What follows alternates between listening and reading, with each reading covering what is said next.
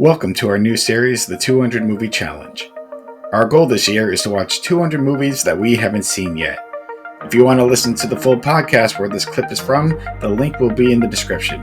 Now enjoy today's movie. But speaking of just pressing play, we only have one more movie to talk about. Yeah. This is going to be a shorter podcast, which isn't bad. What is your second movie you saw and your the fourth and final one of this episode? Well, so this is a just hit play. I didn't know what I wanted to watch, although there are some really great horror options right now kicking around, especially with the season. But I didn't feel like picking something. So I had Sarah just randomly pick something, whatever she wanted to watch.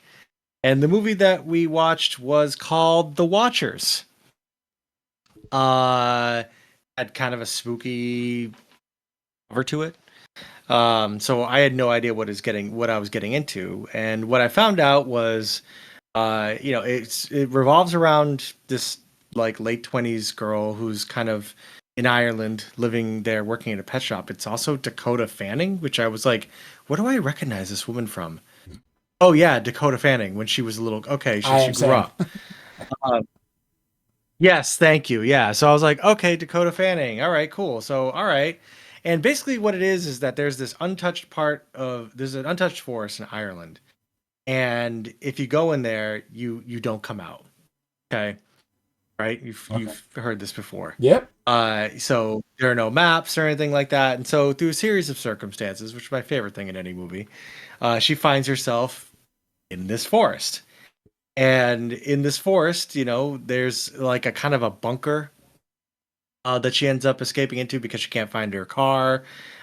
She took a random parrot with her, by the way, which I really was just worried about if the parrot was going to make it. I think in most movies, I'm like, don't kill the animal. Like, the animal is innocent. Like, don't kill the fucking animal. Like, the animal didn't do anything wrong.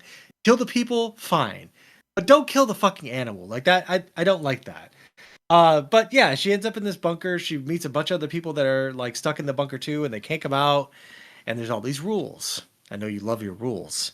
Like they have to stay in the bunker. They have to stand in front of this like double-sided like mirror thing, because every night there's these mysterious creatures called the Watchers that come out and just stalk the forest, and they're kind of creepy. They kind of look like Wendigos with long hair. If you were playing Until Dawn.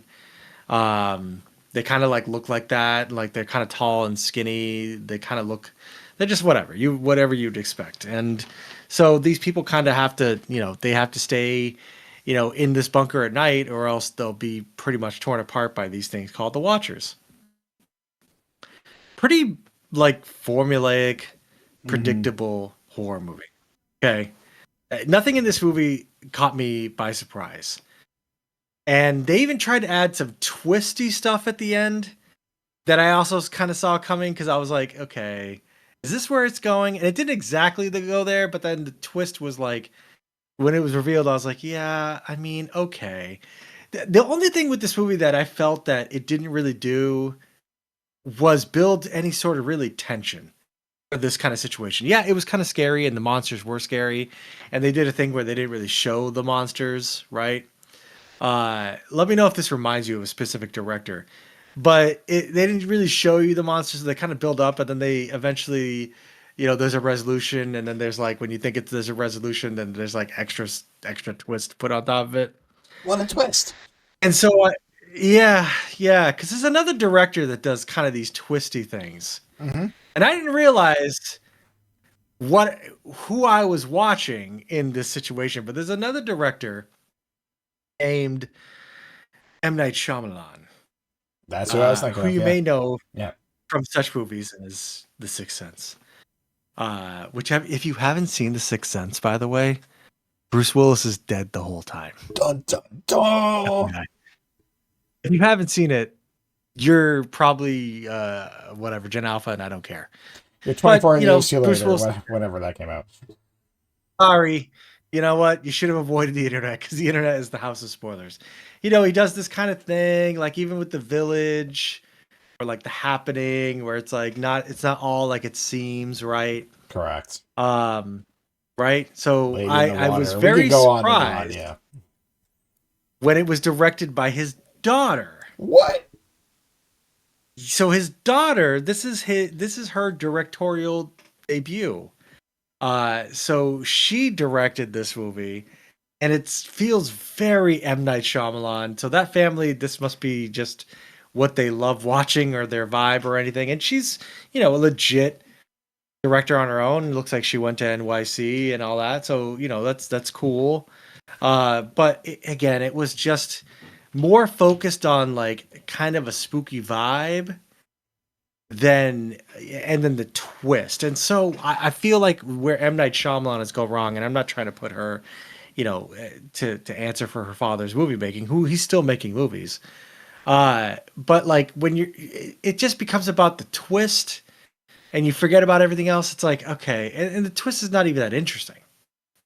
And, because you love Usual Suspects, we talk about it all the time. Yep. That movie is about the twist. You watch a movie and you're like, oh my God, I did not see that twist coming. Oh my God, that blew my mind. Then you watch it a second time to see how the twist, see like when did the twist start getting like shown, right? But if you watch a movie and you know what the twist is and then the twist happens and you already saw it happening, you don't ever want to watch this movie again.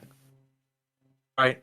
Correct. And that's kind of how I felt. Like, we just hit play on a horror movie. It was on HBO, and if you're into a kind of a quasi spooky vibe, maybe you might like this. But there was nothing in this movie that was done that was in any way mind boggling or mind breaking or earth shattering or anything. And it thought it was really cool with its twist, but I thought that it felt pretty flat, to be quite honest with you.